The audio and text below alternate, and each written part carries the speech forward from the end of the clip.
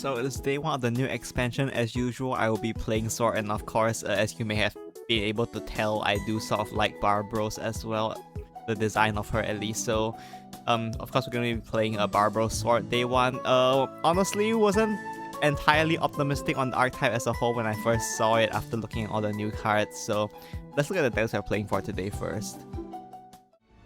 So this is the list we're playing for today, just a bunch of crap I threw together as a quick day 1 list. Obviously it's very far from being optimal. So for the archetype, it's based around this Dread Pirate's Flag Amulet, which Barbaros and her crew can summon, and they'll chip damage by playing spells. And then you can use Barbaros Storm, or you can use other Storm cards. I'm running Centaur here. There's other options like Mars if you want to kill your opponent off by just being aggressive doing damage. There's no Guild Unleashed in the format now, so there is less healing for most classes, not all of them. So I've been looking around at what people have been playing on day 1 new expansion, and I've seen people are pretty split on this archetype. Some people think it's like really bad, some people think it's actually strong. I personally feel like it's kind of weak, but there is a decent likelihood that's just because I'm bad at this game and I don't know what I'm doing yet, and it's still early in the expansion. So we shall see how it develops. But yeah, this is a day 1 list just to test out new cards. So let's look at the gameplay I have for you today. The first match I have for today is against Sword, and we are going second. It will be the mirror match. This deck thrives against classes that don't have wards because unless you take a lot of time to set up and your opponent has a fairly weak board, this deck loses to 1 ward. So at least that's been my experience so far. So yeah, you just have to hope your opponent doesn't have wards, and if they do, you have to prepare for them.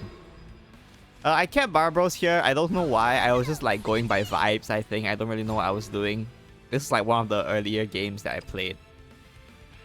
So I used Ruler Elsword to clear the Deep Sea Scout, Open Sea Scout, and I play a... Obviously I'm supposed to play Open Sea Scout first and then play the spell, but I wasn't actually planning to coin the Open Sea Scout. But after I played the spell, I realized coining here is probably pretty good for me, so I decided to coin it out here. I played a Whirlpool Gunner here. Pretty standard stuff. Your early game, you just summon flags, collect spells, and then Barbaros them to death. Barbaros them to death only works if your opponent doesn't have a lot of healing or wards. If you have wards, dealing with wards is one of the reasons why Mars might be preferable. Because while your flags can deal a lot of damage, very rarely your flags will be enough to win the game on their own. So you really want one Storm finisher to end the game off after your flags.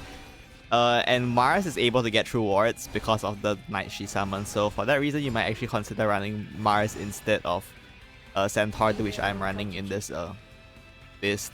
Also, I'm playing a Operative here. I ended up cutting it, but it was in the deck when I was recording this game. So yeah. So even though Mars loses a lot of her damage if you don't have an open board, I think the ability to get through wards is pretty strong. You can just use your spells to clear your flags while chipping face damage and clearing your opponent's board with your spells, and then use Mars as a finisher, which I think is fairly reasonable, which I will probably test out, but for now I'm just playing this day 1 list that I was messing around with.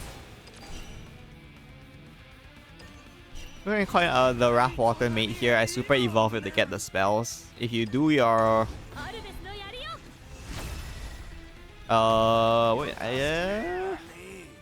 if you do the math here, I do have 18 damage next turn, as long as my opponent doesn't heal here. Unfortunately, they do end up healing, so don't quite have lethal.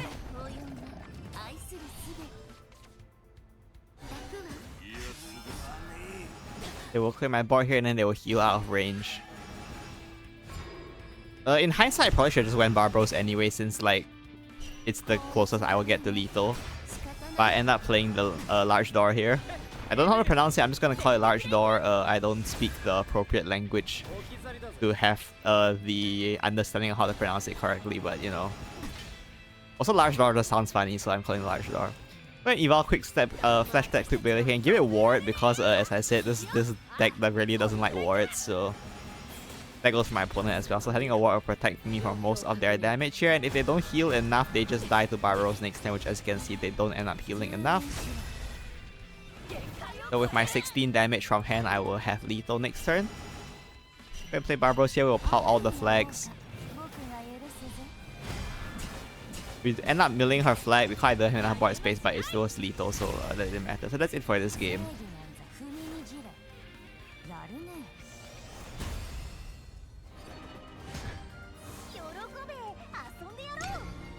So our next match here is against Forest, and we are going first. Forest isn't super strong right now, at least that's what it seems like from this early meta. Obviously, how it actually ends up with is anyone's guess.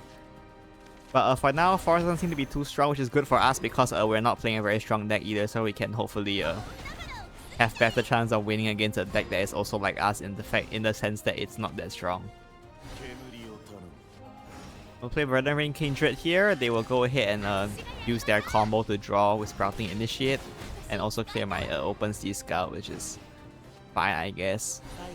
Okay, wearing Whirlpool Gunner here. I decided to open the spell because I felt like later on I would not have a better chance to enhance 5, so I figured I'll just do it now. Plus, we don't have a Fairy in hand, so if I play Whirlpool Gunner, they're just gonna trade in the Fairy anyway, so it didn't seem that valuable to drop Whirlpool Gunner there on the board.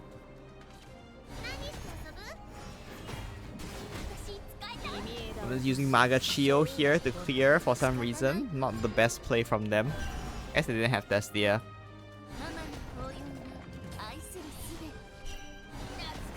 I'm drawing Yidmetra here and a Tidal Gunner, oh sorry, a Whirlpool Gunner. I'm gonna accidentally call the cards like their old names. You just have to bear with me on this one, I can't really help it, it's just like habit. Generally for the coins and for Depths of the Outside, I mean Depths of the Outsword, you just sort of try to hold on to them as long as you can. Because they help you advance your count, and advancing your count is fairly important. In this case though, I am summoning more flags, so I'm using these gold coins to pop these. And I went quick with it here. I think this was probably a misplay. I think using the coin there was probably a misplay, and also not evolving Rough Water First Mate instead was probably a misplay as well, but you know, I'm still learning, so what can you do? I'm gonna use the Great Heart here and they will super evolve, which will get the crest, which feeds them the wood bounties. And they will clear my board with the elk effect as well. But now we just try to set up and chip damage with these flags. We just go ahead and pick up a 1-cost Severed Ties here. For what it's worth, we do have lethal if they don't heal. Unfortunately, they did heal, so we no longer have lethal. But you know, it was there for a moment. So at this point, we are looking to set up lethal, so we go ahead and use First Mate here to set up flags. Super evolve as well for 2 reasons. One, to get the knife, as well as a bunch of 0-cost spells to make use of. And then we can use the super evolve ping to chip 1 damage to help make it harder for them to escape from our lethal range as well. And we just play the necklace because we are gonna mill and we have enough 0-cost cards in hand to pop flags, so we don't need to save the thing for the ward, and the ward just makes us a little bit safer.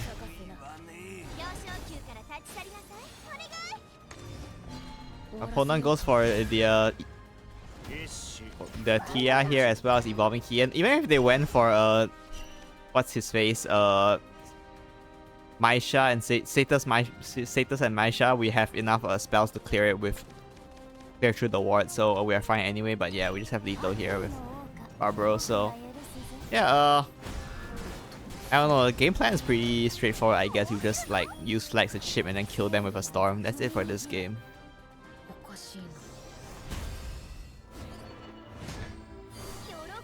And our last match here is against Haven. We are going first. Against Evil Haven, I think is like near unwinnable, but this is the Amulet Haven, so we might be able to play the game. Again, for now, Mulligan, I do it based on vibes because I don't really like know what I'm doing enough to know what's the right play to Mulligan. I don't know what my opponent's doing either, so like it's a bit hard to Mulligan for the matchup when I don't know what my opponent's doing. So yeah.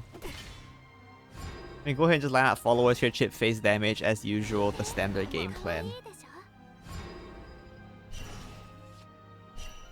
Got Whirlpool Gunner as well. We will get another flag here. We can just go ahead and chip damage.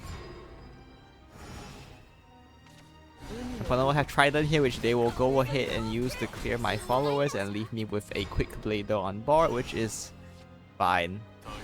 Just go ahead and draw with the... I probably should have Orchestrated Silence, played the Knight, and then just played the L-Sword for 1 cost to draw into my deck instead of Enhanced Tree, but for some reason I thought that I wanted to save the spell, so I guess that's what I did.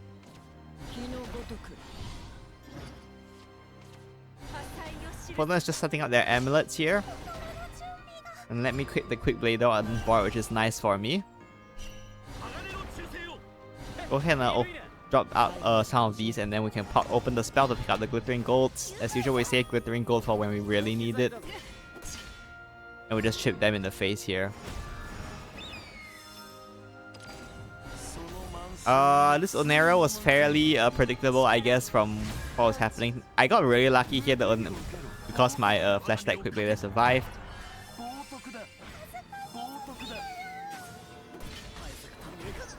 This allowed me to clear with Large Door without having to use a gold. Worst case, I Large Door plus Glittering Gold. That's one of the reasons we did save Glittering Gold from last turn, was to clear the Onario, which we probably knew was coming at that point with the way my opponent was playing, so...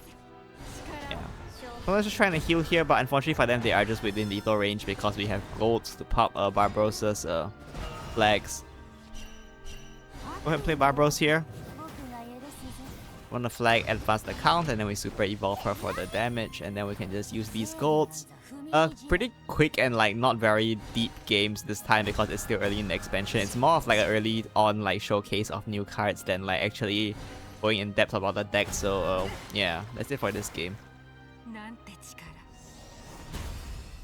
So that is it for today. Hope you gave you some idea of how these new cards work and how they play.